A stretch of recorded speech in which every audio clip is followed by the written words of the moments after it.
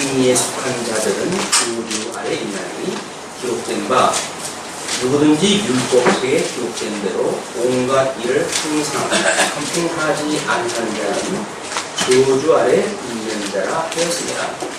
또 하나님 앞에서 아무나 율법으로 말미암아 의롭게 되지 못할 것이 분명하니 이는 의인이 믿음으로 살리라 하였습니다. 율법은 믿음에서 난 것이 아니라 이를 행하는 자는 그 가운데서 살리라 합니다. 오늘 우리 지난 시간에 이제 9절까지 확인을 했습니다. 그래서 성령 받음의 은혜성이라고 하는 제목을 가지고 지금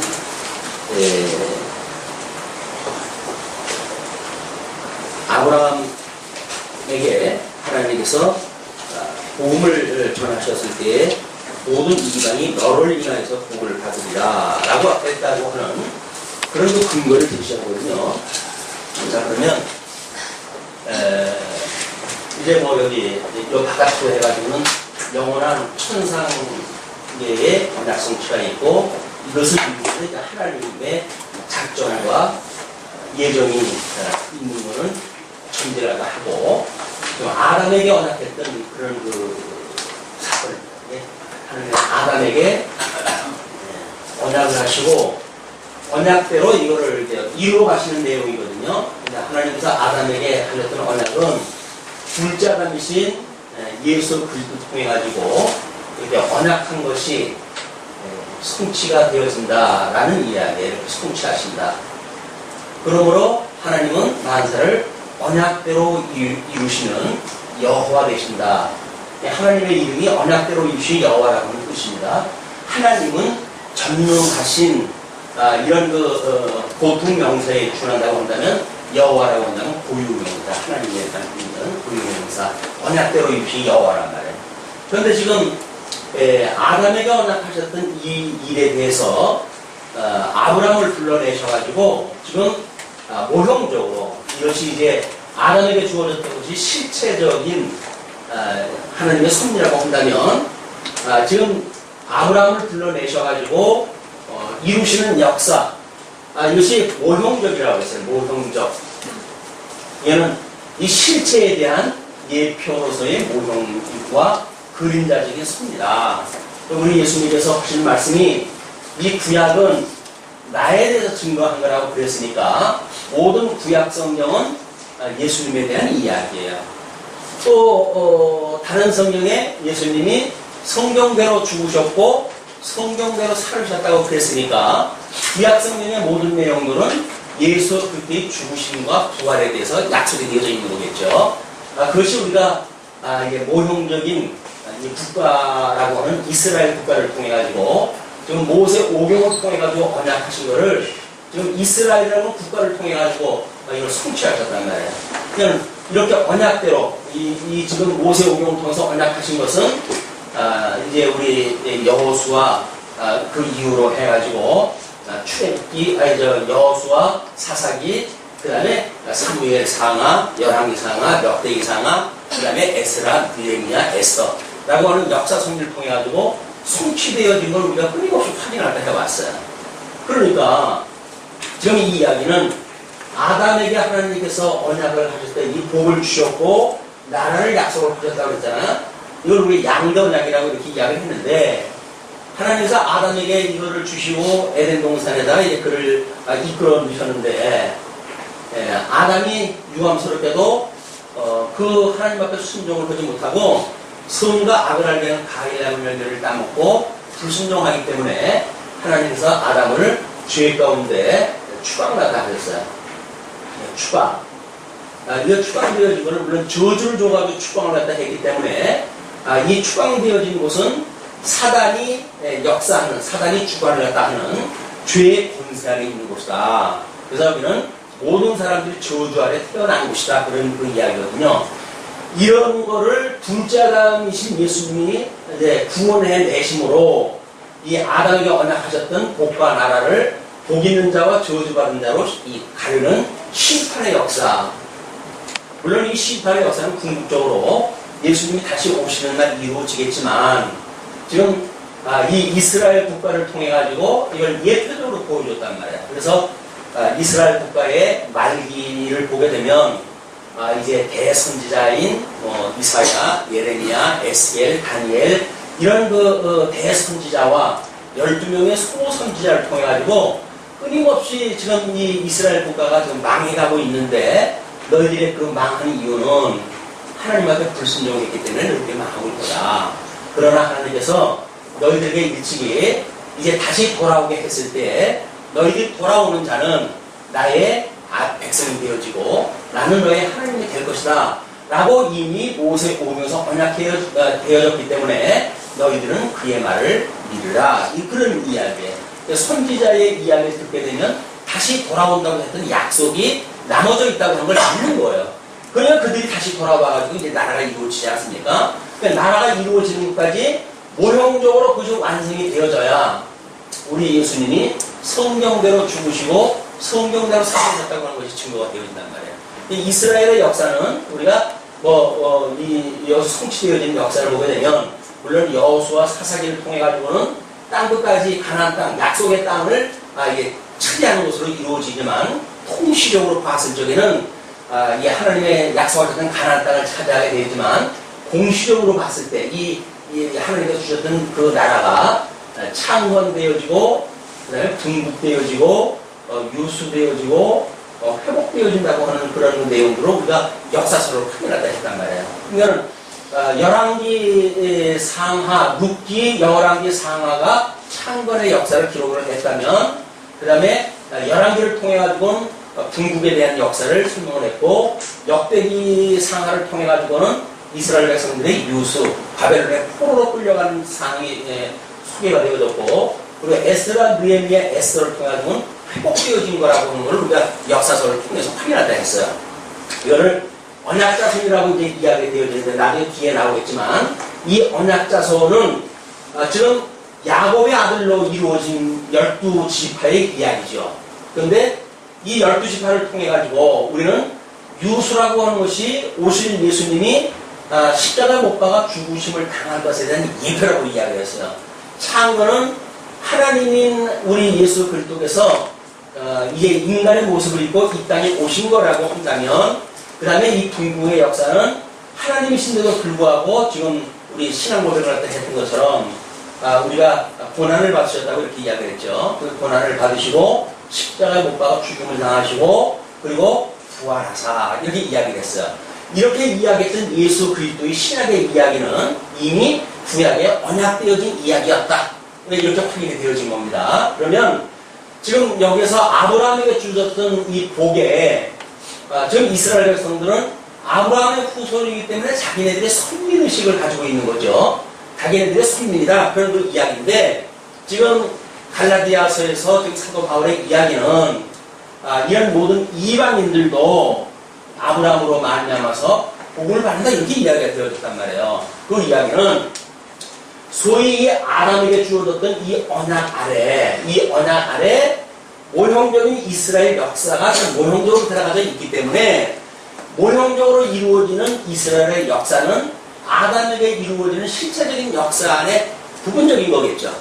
요것이 부분적이란 말이에요. 그러니까 선민의식을 가지고 자기네들만 택한 백성이라고 이야기했던 거는 자기네 그릇으로 보았을 때 자기네 어떤 틀로 보았을 때는 그 논리가 맞는지 모르지만 지금 아담에게 언약하셨던 것까지 확대를 하게 되면 여기서 우리가 선민이라고 하는 그거는 아담의 이 후예들 이거를 구원받은 백성들을 깨닫게 하시기 위한 이게 모종적인 선미였구나 이걸 깨달았을 텐데 이 사람들은 모세 오경의 중심이 11절부터는 아브라함으로부터 시작되어진 이스라엘 역사이기 때문에 성경을 이해할 때 대부분 그냥 선민의식을 가지고 있는 이스라엘 역사를 이해하게 되어지는 수준에 머물렀던 거예요.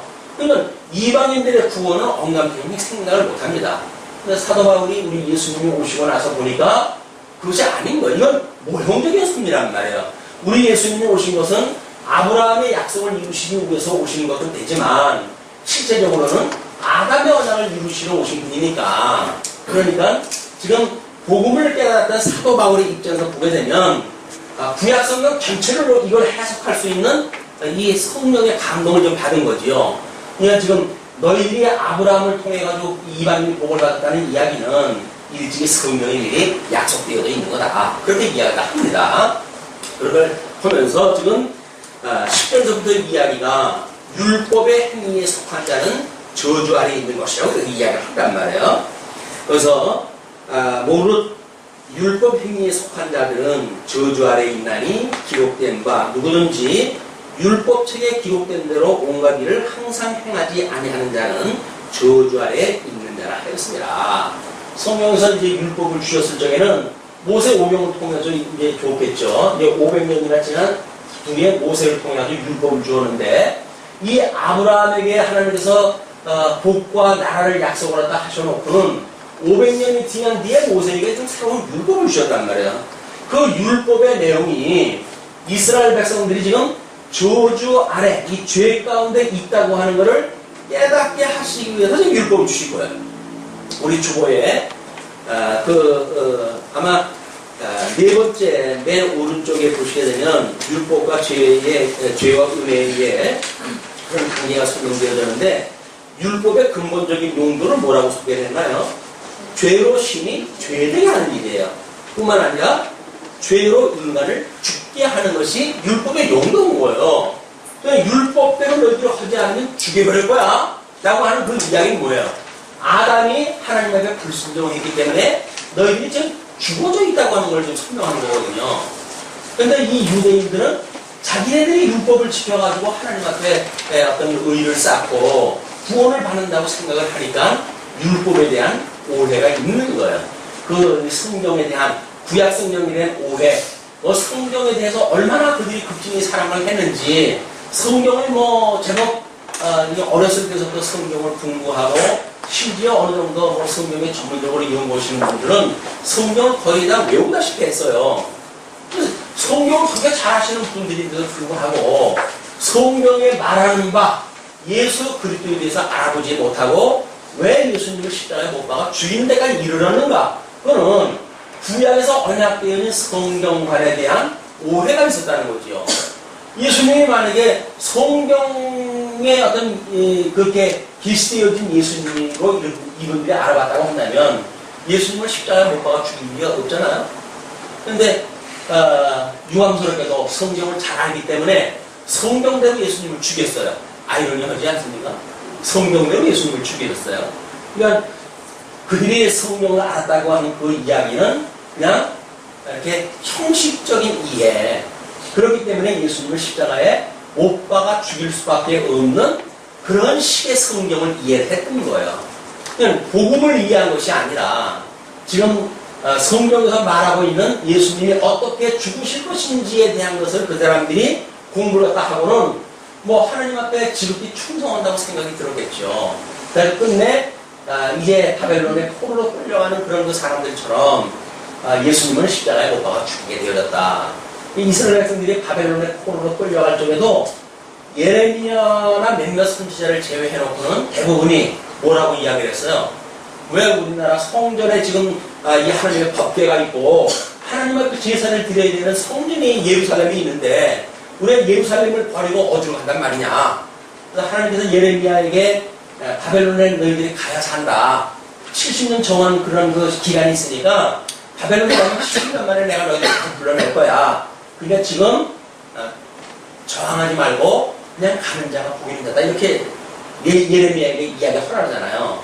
이 예레미야가 그 이야기를 하니까 그 성경을 잘 알고 있는 그때 소위 기름 부음 받은 자들이에요. 종교 지도자들, 정치 지도자들 이런 자들이 뭐라고 그러니까 예레미야를 그 국수주의, 민족주의적인 입장에서 보게 되면 예레미야야말로 이런 그 감동 글자가 없잖아요. 그러니까 죽이려고 그러는 거예요. 예레미야를 죽이려고. 그런데 지금 예레미야가 이야기했던 그 이야기는 이미 신명기에서 약속되어진 거란 말이에요. 뭐라고 그랬어요? 신명이 약속되어지기를 이제 내가 너희들 약속한 그 가나안 땅에 들어가게 되면 너희는 속히 나를 떠나 그리고 나를 버리고 우상을 섬길 것이며 우상을 섬겨가지고 불순종하고 그렇게 되어질 것이다. 그때 내가 너희 열조가 알지 못했던 열방으로 흩어버릴 거야. 이 약속되어진 거예요. 그리고 너희들은 그때 이제 선지자를 보내가지고 돌아오게 할 터인데 돌아오는 자는 나의 백성이 되어지고 돌아오지 아니하는 자는 이건 그냥 하나님과 버린 자가 되버리고 마는 거예요. 그리고 돌아온 자들의 내가 하나님이 될 거야. 이렇게 이야기를 했잖아요. 그러니까 이제 출애굽을 갖다 했을 때 이스라엘 백성들은 출애굽의 사건을 통해 가지고 우리 하나님은 열조에게 언약하셨던 대로 지금 애굽에서 불러낸 여호와다 라고 하는 걸 깨닫게 하시기 위해서 그를 불러내셨는데 예레미야를 통해 가지고 지금 이 유수의 사건을 소개한 뒤에는 출애굽을 했던 사건의 신앙 고백이 아닌 거예요. 하나님께서 우리를 다시 돌아오게 오셨던 그분이로구나. 이걸 깨닫는 것이 택한 백성들의 신앙 고백인 거예요. 그래서 만약에 출애굽 사건을 믿었던 사람들이 하나님 앞에 청함을 받은 사람이라고 한다면 진정 부르심을 입은 사람들은 이 회복의 역사에 참여하시는 분들이에요. 이 나중 영광이 먼저 영광보다 승하게 하기 위해서 솔로몬의 성전이 얼마나 대단했어요. 그런데 그걸 다 부셔버리고 그 보잘것없는 성전을 회복시키는 이유가 뭡니까? 이 나중 영광이 먼저 영광보다 승하게 하시겠다는 거예요. 이 역사를 성리하게 하시기 위해서 하나님께서는 백성들을 열방으로 흩어버리는 거예요. 근데 이 흩어버리는 것이 예수 그리스도의 죽으심에 대한 예표적인 사건이었다. 그리고 사흘 만에 그가 부활했다고 하는 그 이야기는 70년 만에 돌아왔다고 하는 사실을 지금 다시 상기되어지는 복음의 역사가 있었던 거예요. 이미 예수님이 오시기 전에 구약 성경을 제대로 이렇게 성경신학적으로 이해하게 되면 우리는 예수님이 죽으시고 부활할 걸 믿게 돼요. 이걸 우리가 복음을 제대로 깨달은단 말이에요. 구약 성경만 가지고도 복음을 깨달을 수 있겠으나 하나님께서는 유감스럽게도 우리 예수님이 오시기 전까지 이걸 그렇게 알려주시진 않았어요. 이걸 적당히 숨겨가지고 이걸 하나님의 뜻을 알아보지 못하게 해서 성경대로 예수님을 십자가에 못 박아 죽이게 하고 그리고 다시 부활하심으로 사망 권세를 이겨 부활하심으로 해가지고 하나님의 크나큰 영광을 계시하셔가지고 그 하나님을 우리로 하여금 섬기게 하셨다. 이걸 모르게 되면 우리는 지음을 흙으로 받았던 인생이 여기서 뭔가 선한 일을 해가지고 뭘 이긴다고 생각이 드니까 하나님이 보시기에는 LI 그런 게 아니에요. LI 너는 저주 같은 인간이다. 자, 그렇게 하면서 저주 아래 있는 자라 그 이야기예요. 또 하나님 앞에서 아무나 율법으로 말미암아 의롭게 되지 못할 것이 분명하니 이는 의인이 믿음으로 살리라 하였습니다. 그래서 의인이라고 하는 것은 하나님이 이렇게 만사를 언약대로 이루어 가시는 분이고 우리를 모든 행위 언약에 가두어 두셨으나 은혜 언약을 통해 가지고 다시 구원해 주신 우리 하나님이라고 하는 것이 믿어지는 사람들, 이 믿어지는 사람들이 지금 복 있는 사람들이니까 지금 그 의롭게 된 사람들, 하나님 앞에 의롭게 되어 있는 자들이 그래서 믿음으로 그걸 믿는 사람들이란 말이에요. 이 아벨의 후예처럼 피 흘림의 제사를 드리는 사람들, 이런 사람들이 구원을 받는 거고 가인의 후손처럼 뭐 형식적인 건 다 하나님 앞에 제사를 드리죠. 그러나 그 형식적인 제사는 하나님께서 받으시지 않는 제사예요. 이 사람들은 자기네 딸을 믿음으로 드렸다고 그러겠죠. 그러나 우리 예수님께서 그걸 뭐라 그래요? 나는 너를 도무지 모르겠다고 그래요. 주일날 교회 오는 것이 구원받는 게 아닌 거예요. 이 성경에서 말하고 있는 예수님을 믿어야 우리가 구원을 받은 거지. 그래서 주일날 뭐 이렇게 교회 다녀와가지고 종교적인 행위를 갖다 했고 이런 걸 가지고 구원에 이르는 게 아니다. 지금 너무나 이제 이 때가 어두워가지고 사람들이 그저 뭐 우리 대한민국 근대화를 이루는 데 있어서 기독교만큼 필요한 것이 얼마나 있었겠어요.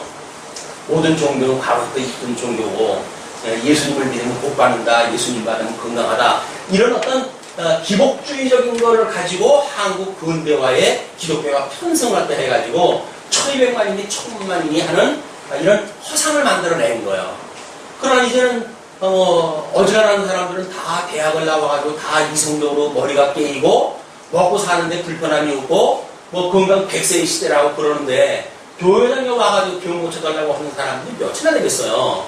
물론 아직도 지금 뭐 이렇게 가난하고 하는 건 어쩔 수가 없겠지만 그러나 그러기 때문에 점점 왜 기독교가 썰물 빠져나가듯이 성도들이 빠져나가는가 라고 하는 그 이야기는 과거에 기독주의에 편성되어졌던 기독교의 실체를 드러나는 거예요.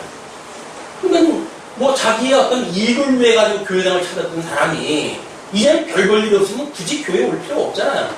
거기다 왜 그 아까운 실조를 내고 그랬어요. 그러니까 연복을 필요도 없고 그러니까 차츰차츰 교회를 떠나기 시작하는 거예요. 뭐 어떤 사람의 뭐 데이터에 의할 것 같으면 앞으로 300만 정도가 남지 않을까 뭐 이렇게 예견을 닦는 사람들이 있습니다. 왜? 아직도 나머지 있고 하는 사람들이 복음을 위해서 나머져 있는 것이 아니라 그냥 관성에 의해서 나머져 있는 거예요. 뭐 40대, 50대가 되어졌다고 한다면 40년, 50년 신앙생활에 대한 관성이 있잖아요. 한번 치면 그냥 수대가 가는 거예요.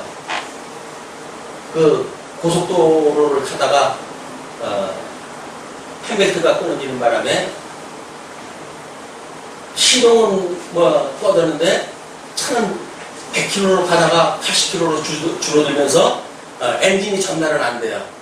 그런데 지금 오른편 천에 차가 오고 있고 뒤에 차가 따라오고 있어요. 그 관성은 그대로 가면은 언젠가 다치는 무슨 사건이 나겠죠. 그거를 다행히 이제 기관으로 이제 데워놔가지고 그래가지고 레카차를 불러가지고 다시 뭐 가지고 고치는데 고쳐가지고 다시 고속도로를 탔어요. 관성은 있어요. 펜벨트가 끊어져서 엔진하고 끊어졌는데도 불구하고 100km로 달리던 관성은 나머져 있다니까요.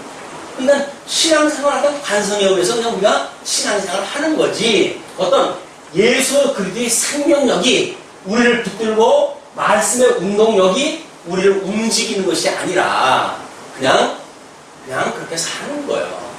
얼마나 허망스러운 거예요. 왜 믿는지, 왜 사는지, 길과 뭔지, 성경이 뭐를 말하는지 아무것도 모르고 그냥 다닌다고 한다면 이게 무슨 의미가 있어요. 근데 하나님께서 그래도 이 말기 때 우리를 통해 가지고 성경신학을 이렇게 66권을 한 권으로 통전적으로 이해할 수 있게 하셨다고 하는 그 이야기는 너무나 정말 행복한 일입니다. 이 사건이. 그래서 이 성경을 제대로 이해하다 해가지고 이렇게 뭐 성경에서 지금 사도 바울이 애타게 이야기하는 것들이 전부 왜곡되어져 있는 신앙관에 의해 만들어진 사람들에 대한 이 지금 공면 아닐까, 교훈이고 그런 심정을 가지고 성경을 이해했으면 좋겠다 싶습니다. 자, 그러면 13절로 14절은 그리스도께서 율법의 저주에서 속량한 것이라고 이야기를 하죠. 그리스도께서 우리를 위하여 저주를 받은 바 되사. 그냥 우리 예수님은 우리를 위해서 저주를 받으신 거예요.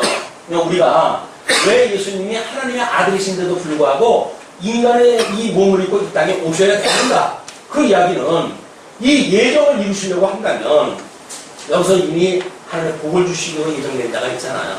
그리스도 안에 선택되어진 자가 있단 말이에요. 그런데 아담 위에 모든 사람들이 다 죄 가운데 있는데 그럼 그 사람들 어떻게 살아나겠어요?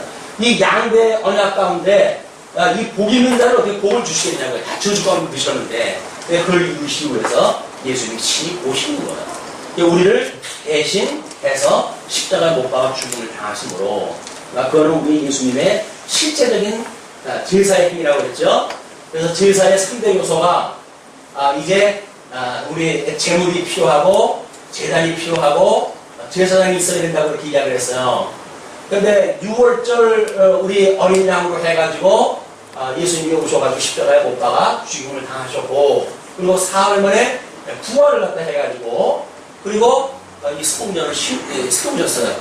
이 성전을 세우셔가지고 승천하심으로 이제 이 제사장의 역할을 감당을 하셨다. 그래서 6월절 제물로 돌아가시고 죽으심이라고 그렇게 이야기를 했죠. 그 다음에 사흘 만에 부활하셔가지고 중명받는 교회의 기초가 되어지신 거예요. 이분 이 부활되어진 예수의 기초 위에 우리 예수님이 오셔가지고 성경대로 죽었다 성경대로 부활했다고 하는 것이 복음서에 전부 기록되어 있잖아요. 이 복음서에서 이야기대로 예수님께서 이걸 부활하심으로 주면 몸된 교회의 기초가 되어졌다.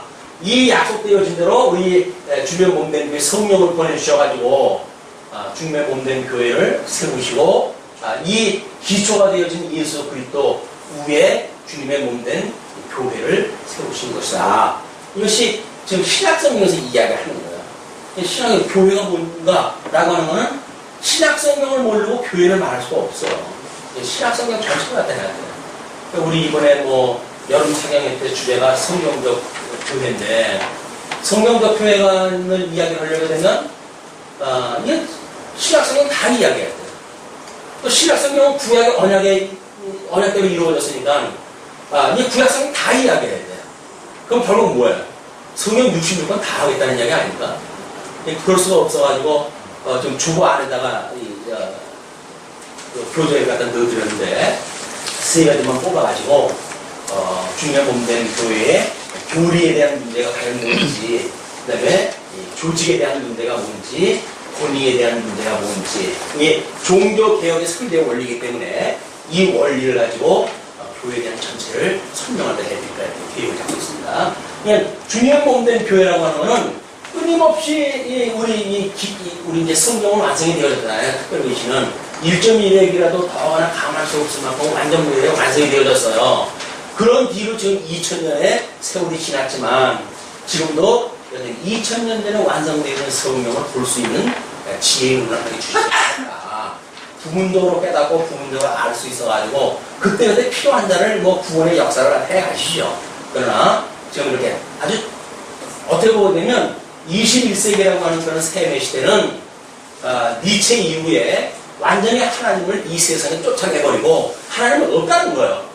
그런 세계관을 가지고 있는 가운데 모든 어린이들이 초등학교로부터 이 고등교육을 다 받아요. 하나님이 없다고 대전제로부터 아이들이 그 공부를 하고 있으니까 그 아이들 머리통 속에 뭐가 있겠어요?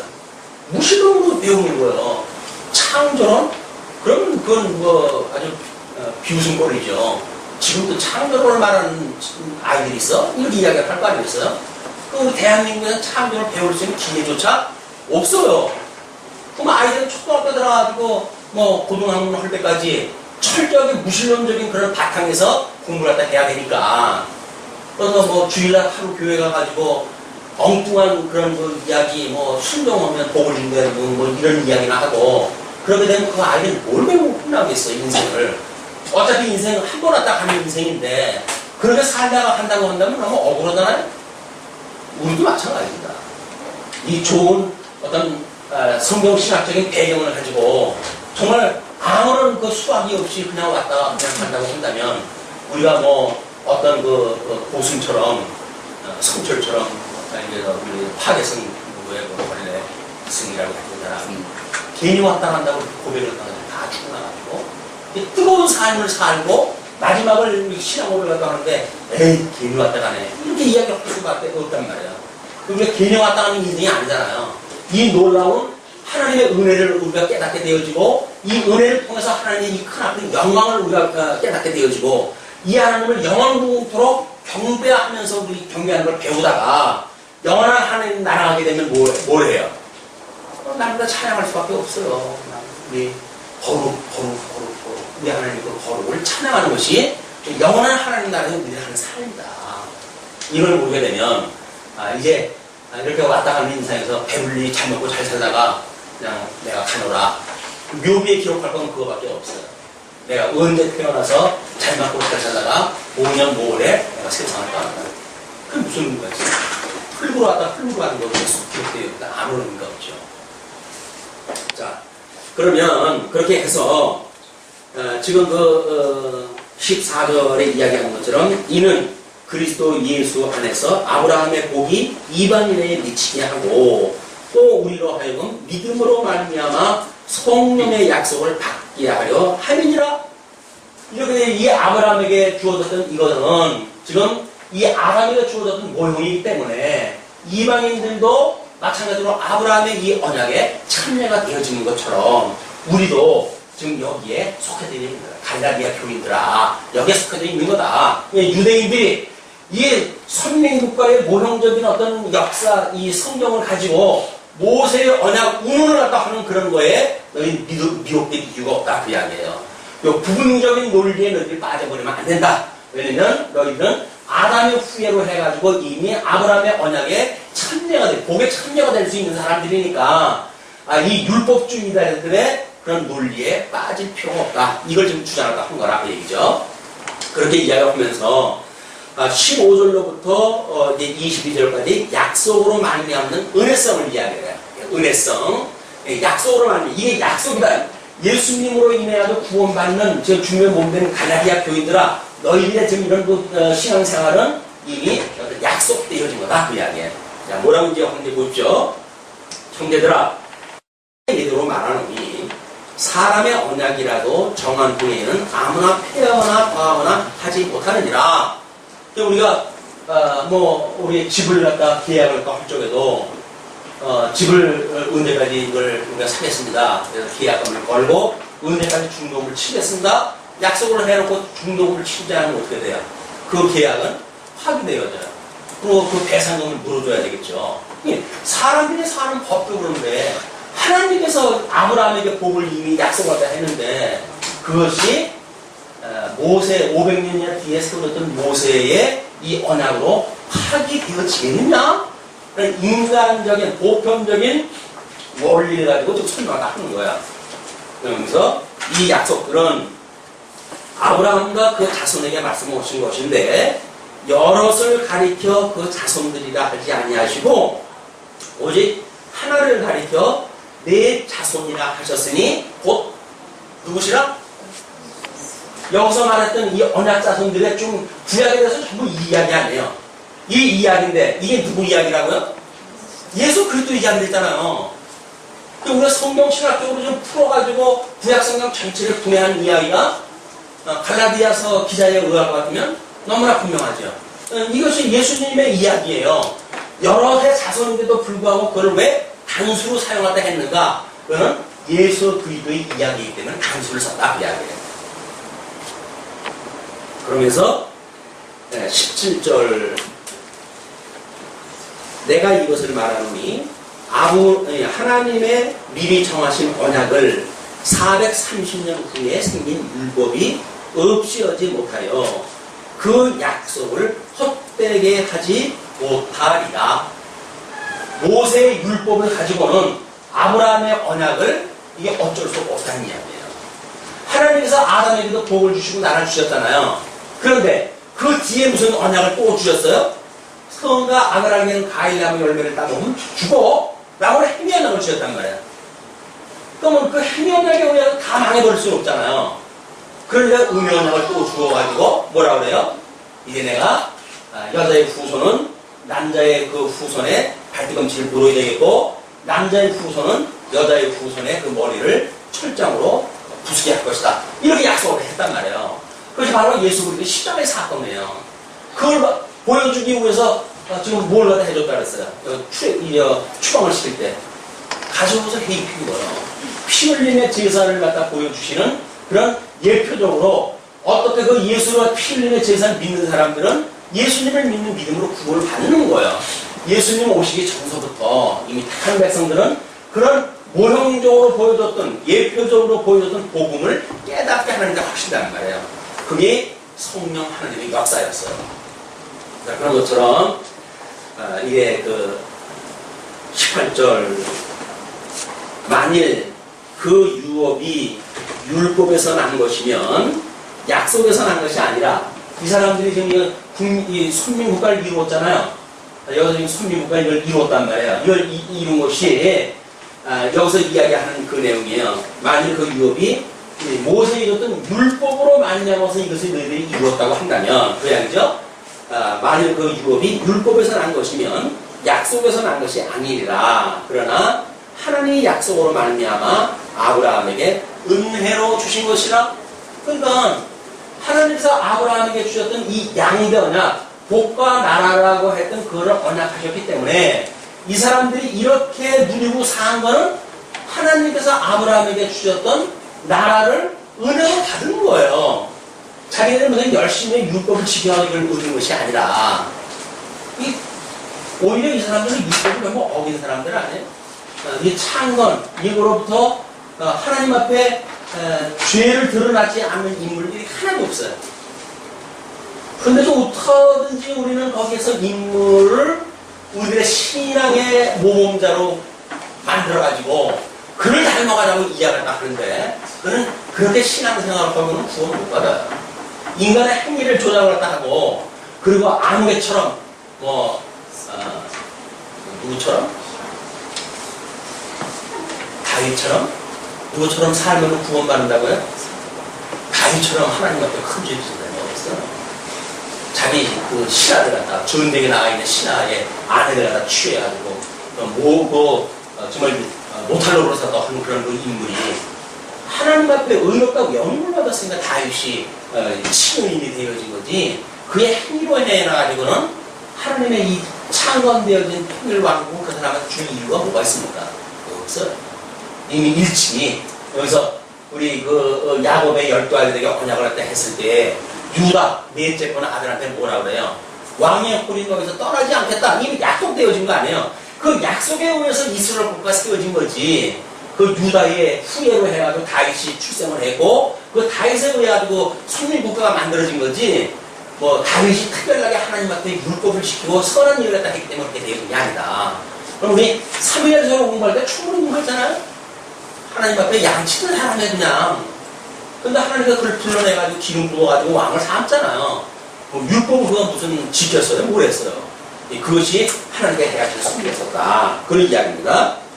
자, 그러면서 19절을 보시게 되면 그런즉 율법은 무엇이냐? 범법합을 인하여 더한 것이다. 우리가 법을 범했기 때문에 그것이 더한 것이란 말이에요. 죄가 죄로 드러나게 되어진 것이다. 그 얘기죠. 천사들로 말미암아 중보의 손을 빌어 베푸신 것인데 신의 산에 올라갔을 때에 그런 그 이야기가 그런 천사의 손을 빌어가지고 이스라엘 백성들한테 지금 베풀어 주신 것인데 그 이야기죠.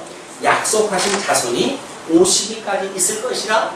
율법은 언제까지 있는다고요? 예수님이 오실 때까지 있는 거예요. 근데 예수님이 오신 뒤에도 유대인들은 율법으로 구원을 받는다고 그랬으니 또 지금 이 갈라디아 교인들을 미혹하는 사람들은 뭐예요?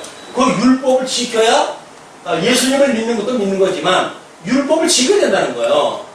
근데 지금 사도 바울은 아니다. 구약에 언약되어졌던 그 율법은 예수님 오실 때까지만이야. 왜 그런 그 이야기가 했을까요? 예수님 그 율법을 이루신 분이니까 다 이뤘다잖아요. 십자가에 못 박아 돌아가시면서 뭐라 그래요? 내가 율법을 다 이뤘다. 율법을 다 이뤘다는 이야기는 뭐야?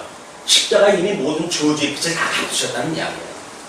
이런 그 예수님의 중심으로 인해가지고 모든 저주로부터 예수 그리스도 안에서 택함을 받는 사람들 구원받기에 부족함이 없을 만큼 다 이미 속죄전을 주신 거예요. 근데 예수님이 다 냈는데 우리 보고 또 뭘 내라는 거예요? 우리 보고 만약에 속죄전을 내라면 어디 뭐라 그래요? 우리에게는 예수의 피밖에 없네. 예수의 피밖에 없는 거야. 그래야지.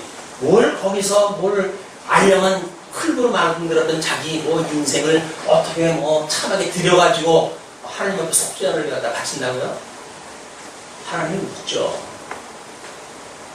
구약 사람들이 드렸던 그 제사에 하나님이 뭐라 합니까?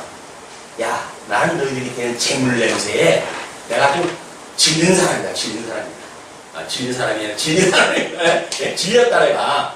뭘 나한테 제사를 갖다 드린다고 재물을 갖다 끌고 오고 그런 쇼를 갖다 하냐.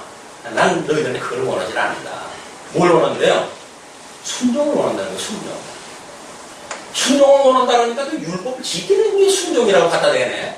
이 인간은 어쩔 수가 없어요. 어떻게든지 자기가 거기 가입이 되어져가지고 자기의 그런 명예를 갖다 끌어올리고 자기의 어떤 그 공로를 주장하다 하고 이러고 싶어도 안 되냐는 거예요. 하나님이 거저 주셨다고 한다면 도저히 안 믿어요. 그래도 내가 뭐 이렇게 했어야 되는 거 아닙니까? 아니야, 내가 너 그냥 거저 불렀어. 아이들이 염치가 있는데요. 제가 뭘 그냥 했다고 쳐주세요. 그럼 뭐가 필요한데? 허다못해 제가 교회 나온 거라도 좀 인정하다 해 주십시오. 그것도 필요 없다니까? 그것도 필요 없다는 거예요. 근데 또 우리는 뭔가 좀 걸어나가야 돼. 그래가지고 증표가 있어야 돼. 근데 증표라고 하는 거는 우리 주님께서 성령을 보내주셔가지고 우리 머리에다가 인치는 것밖에 없어요. 뭐라고? 너는 그리스도의 것. 여기 지금 인쳐져 있잖아요. 그 인칠 것밖에 없다고요. 그런데도 불구하고 이거 필요되어진 뭘로 해가지고 이 근거를 삼지 못해가지고 그래가지고 교회 오게 되면 어떻게 해야 되고 이렇게 하는 것이 교회 생활이고 신앙 생활이라고 그러니까 예수님을 평생 믿고도 진정 거기에는 생명이 없는 거예요. 예수 그리스도에 대한 생명이 없어요. 예수님의 생명이 없다는 이야기는 뭐예요? 형식만 있는 거예요. 그냥 신앙생활이라고 형식만 있지. 아, 예수님의 이 보혈의 공로로 해서 내가 구원을 받았어요. 이제 내가 영생을 얻었어요. 그러므로 나는 지금 죽어도 이미 영원한 하나님 나라의 백성인 거예요.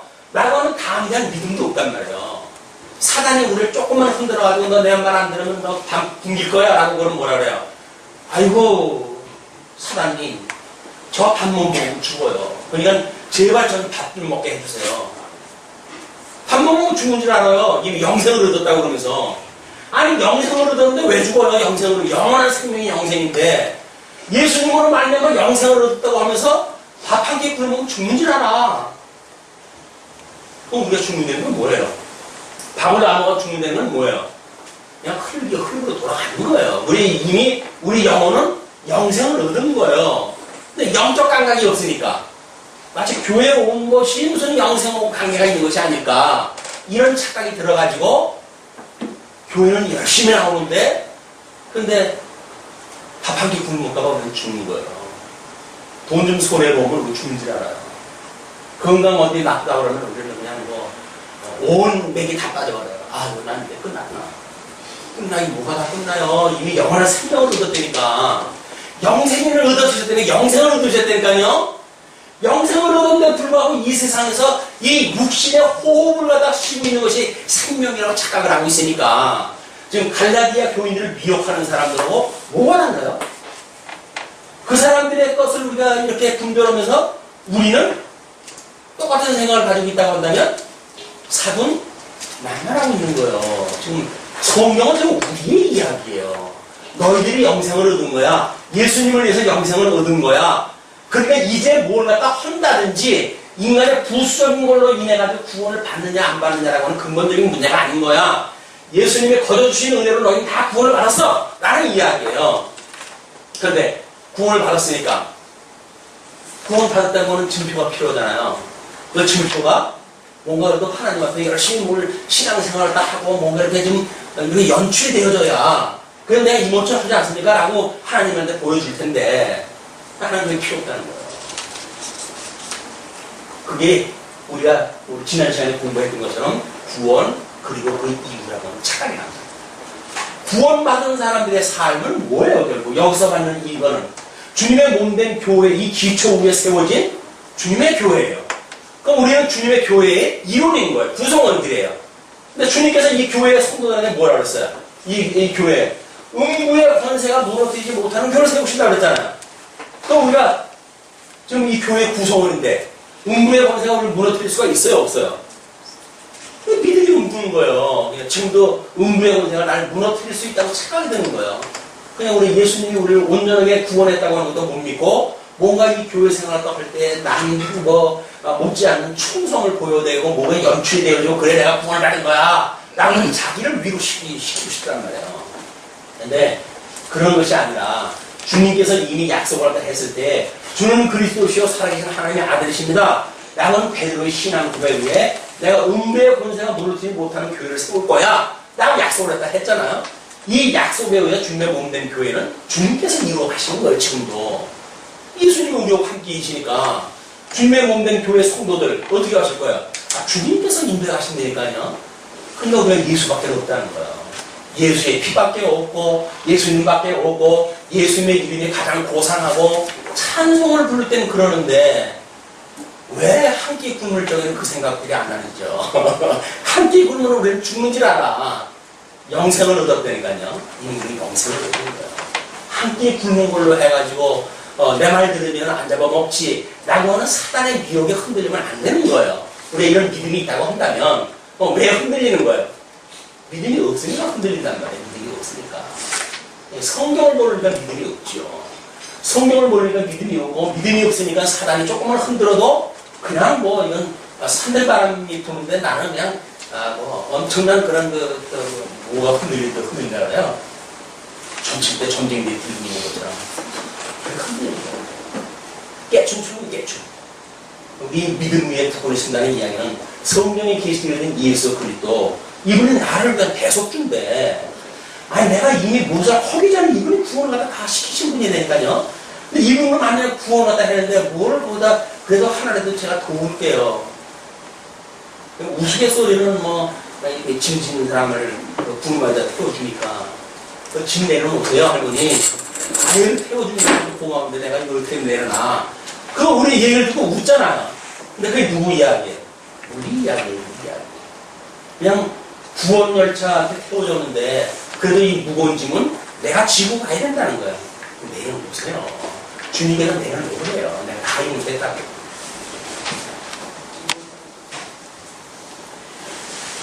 자, 그러면서 중보는 한편만 위한 자가 아니나 오직 하나님은 하나이시라. 이 중보라고 하는 것이 좀 특별합니다. 왜냐면 우리 예수님이 오실 때 뭘로 입고 오셨어요? 예수님의 품위가 뭐라 그랬죠? 이 품위가 이거는 인성과 신성이라고 그랬죠? 그냥 마리아 몸에서 태어나셔야 돼요. 그리고 하나님의 아들로 태어나셔야 돼요. 이 두 가지를 다 가지고 계신 것이 그리스도란 말이에요. 왜? 중보자이기 때문에 하나님이기도 하고 인간이기도 한 거예요. 이 두 역할 중에 어떤 것도 부족하게 되면 예수님은 중보자 역할을 못해요. 그래서 예수님이 참 중보자가 되신 것은 인성을 가지셔야 되고 신성을 가지셔야 되니까 어떻게 예수님이 하나님의 아들이신데도 불구하고 마리아 몸에서 태어나셔야 되는가? 이거 참 아이러니하잖아요. 하나 절묘하게도 성령을 통해가지고 마리아 몸에서 나게 하심으로 인성과 신성을 모두 갖게 하셨다.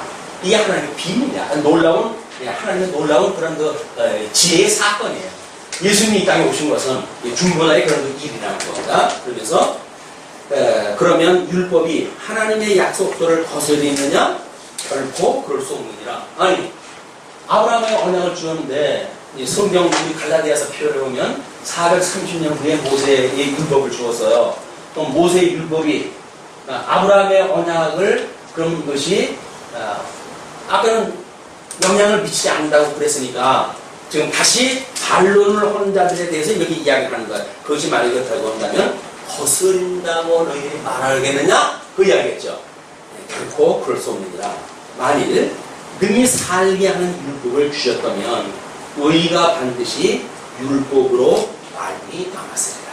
그래서 우리 예수님께서 이렇게 하나님의 이 율법을 이루심으로 해가지고 그걸 다 이루시는 거예요. 그는 모세의 율법도 이루시고 아브라함의 언약도 이루신 것이 예수님의 양대 언약 성취 사건이란 말이에요. 복도 이루셔야 되고 나라도 이루셔야지. 우리 예수님이 오셔가지고 심판하시는 거 아니에요. 복음은 말씀, 하나님의 말씀은 심판이다. 그러므로 예수님을 믿는 자는 구원에 이르고 믿지 않는 자는 어디로 가요? 그냥 이거 사는 거예요. 지옥에서. 지옥이 따로 있는 게 아니에요. 지금 여기서 시기하고 미워하고 질투하고 울부짖고 사는 이것이 지옥이에요. 그런데 여기서 배불리 먹으니까 살만한 세상 같죠? 예수님 구원도 별로 시답지 않잖아요. 여기서 뭐 잘 먹고 잘 사는데 뭐 이 지옥이라고 생각이 드십니까? 여기가?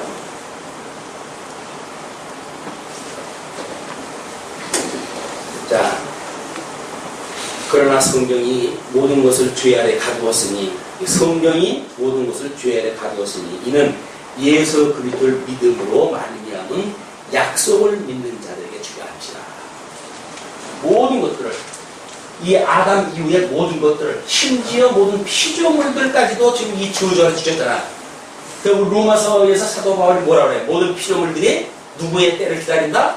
하나님의 아들들이 나타날 때를 기다린다 그러잖아요. 이 구원의 역사가 없으면 이 모든 그 지금 자연 만물도 심 속에 있는 심 속에 심 소리가 들리십니까? 이 자연 만물의 심 소리가 들리십니까? 저 미국에서 뭐 너무나 뜨거운 태양 때문에 산불이 나고 그래가지고 그 숲속에 있던 짐승들이 다 죽어가고 그 아우성치는 그런 이 소리가 들리십니까? 그게 자연의 신음소리라니까요. 대한민국에 지금 이거 날씨가 이상해져가지고 오늘 신음소리가 들리십니까? 온통 폭우로 해가지고 우리가 어떤 국부적인 폭우가 온 적이 언제예요? 과거에는 안 그랬어요. 근데 왜 폭탄처럼 물을 갖다 부어가지고 온통 산사태가 일어나고 사람들이 죽어가고 난리가 납니까? 그 신음소리 안 들리십니까? 자연의 지금 신음소리예요, 우리 신음소리. 우리는 이제 조금 있으면 뭐 여러분과 따라 방사를 할 거예요. 산수 좋은 데로 가가지고, 아, 이 아름다운 자연, 하나님이 이 지으신 세상 너무나 아름다워. 저주받은 세상을 보고 우리는 아름다운 세상에 노래할 거예요. 왜? 자연의 신음소리가 안 들리니까. 자연의 이 신음소리가 안 들리니까. 내 눈으로 보이는 아름다운 산처럼 보여요. 그러나 하나님의 저주가 비춰진 자연은 안 보여요. 그냥 그 천국이지는 않은 거예요. 믿음이 오기 전에 우리가 율법 안에 매인바되고 계시된 믿음의 때까지 갇힙니다. 그래서 예수님을 우리가 믿게 되어지게 되면 이 믿음의 때로부터 이 갇혀져 있는 것으로부터 자유를 얻죠. 그것이 우리 주님께서 주신 자유예요. 자유. 진리를 알지니 진리가 너희를 자유케 하리라. 우리는 자유를 얻은 사람들이란 말이에요. 이 저주, 사단들이 조종하는 것으로부터 자유를 얻은 자들이란 말이에요. 그런데도 아직도 사단이 내 말 들으면 밥 한 끼 불고기로 줄게 라고 한다면 10번보다 압을 갖다 해야죠. 왜? 돌밥 먹는 것보다는 그래도 살코기 먹는 게 낫잖아요. 이밥 먹는 게 낫잖아요. 그래도 우리가 거기 아예 안 떠요. 만약에 우리가 진정한 자유를 얻었다고 한다면 우리 예수님만 사단아 물러가라. 사람이 떡으로만 사는 것이 아니라 하나님의 말씀으로 사는 거야 라고 해가지고 우리는 사단을 물리칠 거예요. 그게 믿어지면. 근데 예수님이 하셨으니까 우리는 뭐만 하면 돼요? 그냥 뭐 적당히 그냥 아보면서 양배를 걸치고 그리고 뭐 자유를 주셨던 이 자유를 육체의 기회로 적당히 삼으면서 사는 거예요. 이게 그게 중생인들의 진리를 모르는 사람들의 아픔이라는 거예요.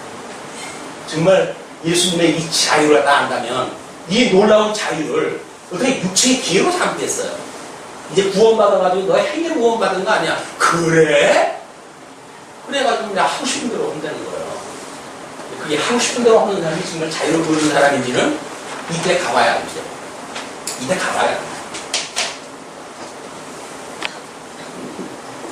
예.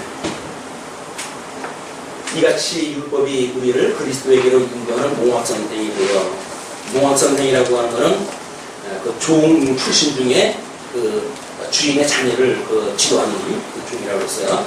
그 몽학선생이 되어 우리로 하여금 믿음으로 말미암아 의롭게 함을 얻게 하려 함이라. 이 율법도 하나님의 의를 우리들한테 깨닫게 하시는 거지 그 율법으로 구원을 받는 게 아니다. 믿음이 온 후로는 우리가 몽학선생 아래 있지 아니하도다. 너희가 다 믿음으로 말미암아 그리스도 예수 안에서 하나님의 아들이 되었으니. 그래서 이 우리가 뭐라고 불러요? 하나님을 아바 아버지라고 부르는 거예요. 무서운 그런 그 하나님이 아니라 우리한테는 여전히 우리를 보호하시고 우리를 지키시는 아버지신 거예요. 누구든지 그리스도와 합하여 세례를 받은 자는 예수님과 함께 죽고 예수님과 함께 살아난 자는 그리스도로 옷 입었느니라. 그리스도로 옷 입었으니까 아벨만 가죽옷을 입고 하나님의 은혜를 깨닫는 것이 아니라 지금도 우리는 그리스도의 의의 옷을 입은 거예요. 그래서 우리 하나님께서 우리를 다 보셨을 때 그런 거 추악한 우리는 하나도 안 봐요. 누구만 봐요? 우리 이삭이 자기 아들 그 야곱 보고 에서 보고 복 줄 때 사냥할 때 해올 때 눈이 잘 안 보여요. 어떻게 만져봐요?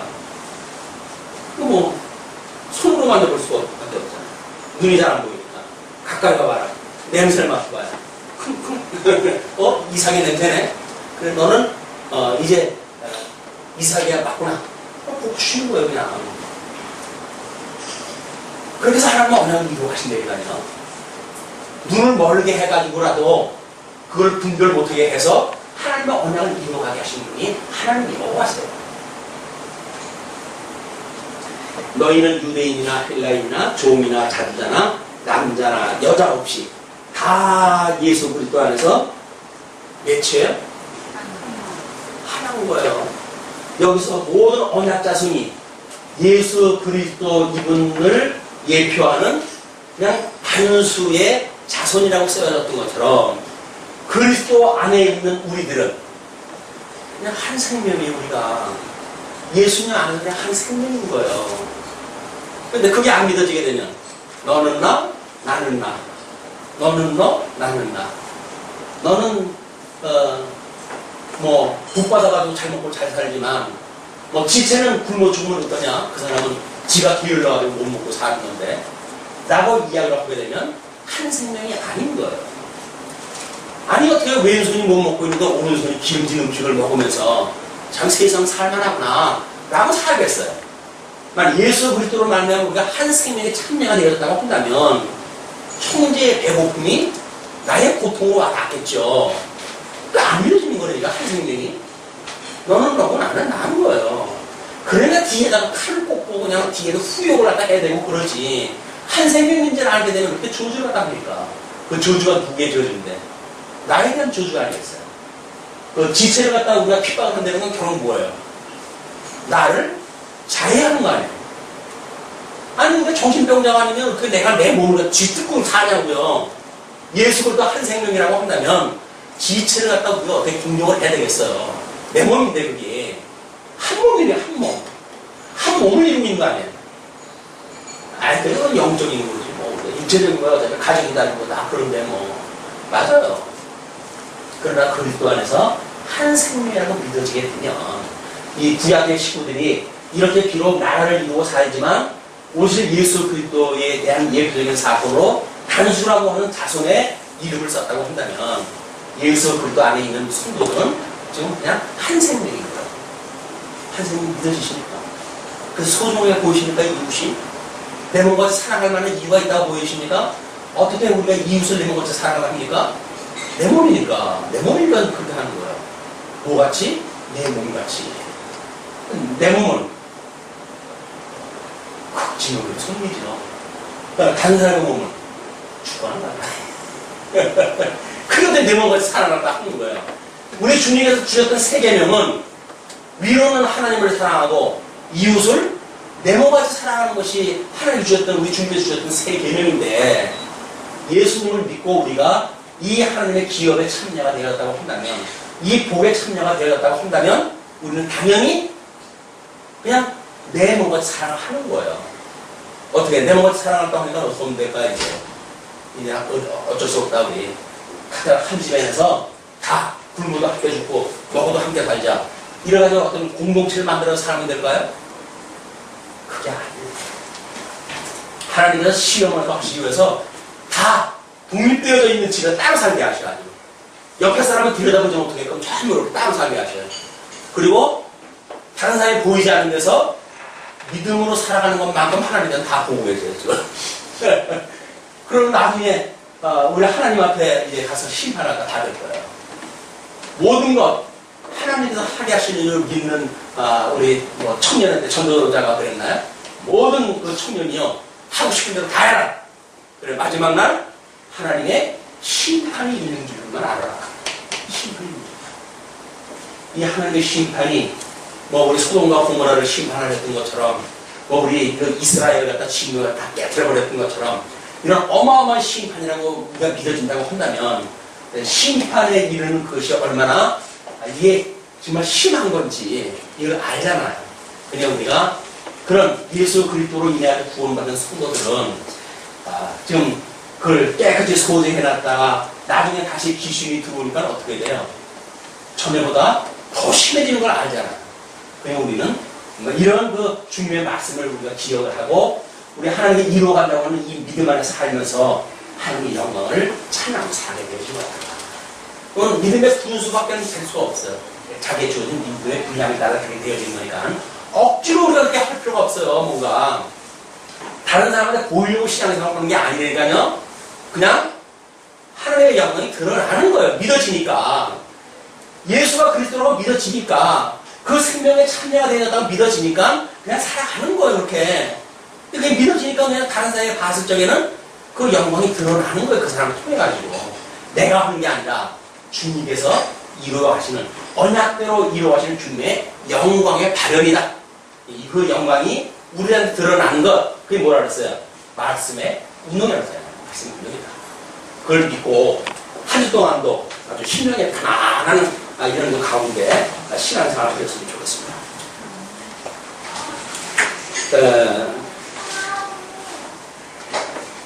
다 했죠? 그 29절 너희가 그리스도께 속한 자면 곧 아브라함의 자손이요 약속대로 유업을 받는 자야. 우리 아브라함의 자손이고 아담의 자손이고 그래서 하나님의 자손입니다. 기도하시죠.